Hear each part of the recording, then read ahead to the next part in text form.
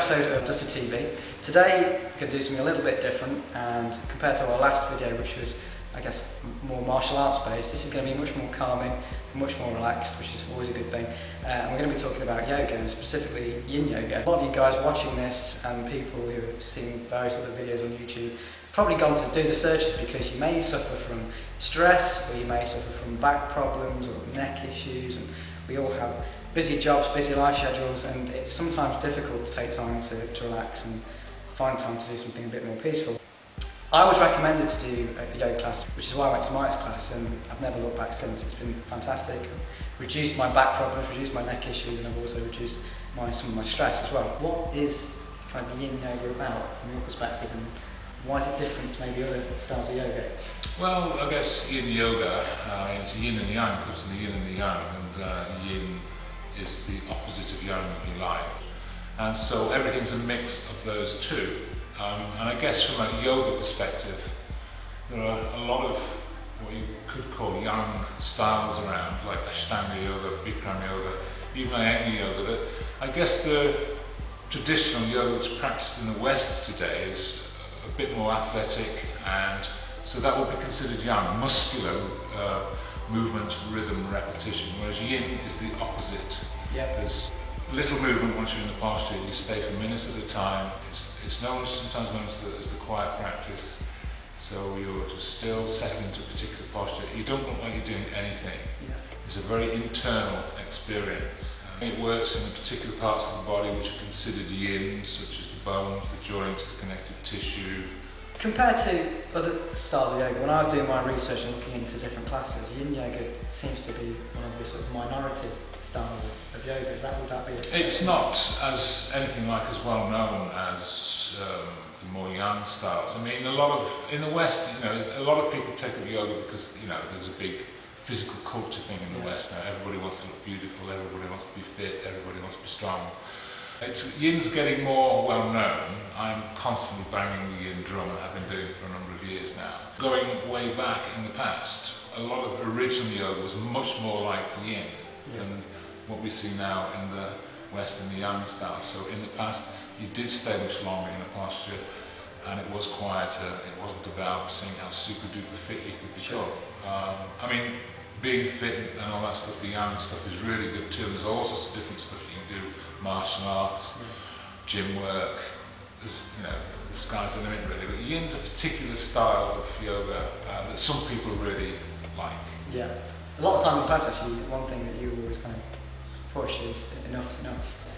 And is that a big part of the mentality? Yeah, it's probably something people have got to learn up to a point. I mean, there is this idea that the more I do, the better I will become. If you're working with weights, you do work to a limit. Usually, if you're trying to get powerful and strong and you have that body for it, then you do work to failure, really. You work till you can't do anymore. With Yin Yoga, you don't really want to be going to that level. I always think of it as, if you're regarding it as a kind of a running race, if you like. It's not a sprint, it's a middle distance run. You've got to think of the whole practice as being the whole practice, not any particular individual posture. You want to be able to get to the finishing line in some kind of shape. Yeah, we're looking generally at yoga classes and classes I've been to. They're quite female dominated, and that's something that, again, it put me off when I was looking at classes. Do you find that more men are taking to things like yoga, especially nowadays, with it being maybe a bit cooler to do yoga? It's ironic, really, when you think about it, as originally yoga was created by men, for men, but it's, I guess, again, in the West, it's kind of, the beautiful body thing, and it does have that, I guess, a female quality about it, that kind of bending. Yeah. Women generally are naturally more supple than men. I think it probably will always be, to an extent, more predominated by women, but I think the guys who come to the yoga are real guys. Well, that's it. That's what I was saying to myself anyway. The positions that we do in Yin Yoga, we stay in them for like 3 to 5 minutes, and it is a cross between pain and pleasure, because some of the motions, I mean, you've heard me making some various noises in the classes, are really, really painful for me. So there is this thing where you're staying in it for a long period of time, and why is that? Why do we need to stay in this position for? Well, basically, Yin Yoga is, from a physical point of view, it's about working what's called connective tissue. It works the skeletal structure, the joints of the body, the ligaments, and that kind of tissue will not respond to brief 30-second stimulus, whether it's twisting, stretching, compressing and so on. It usually needs several minutes. Muscle, it'll snap back in place just like that, stretches fast, comes back fast. Connective tissue, much longer time in these stationary postures called stasis, just as holding, and slowly but surely that tissue will slowly just start to edge away a little bit. What do you think some of the main health benefits are to this style of yoga? I think it enables one to be much more in touch with their body. I think one becomes much more knowledgeable about their particular body, because our bodies are different, we're all structured somewhat differently.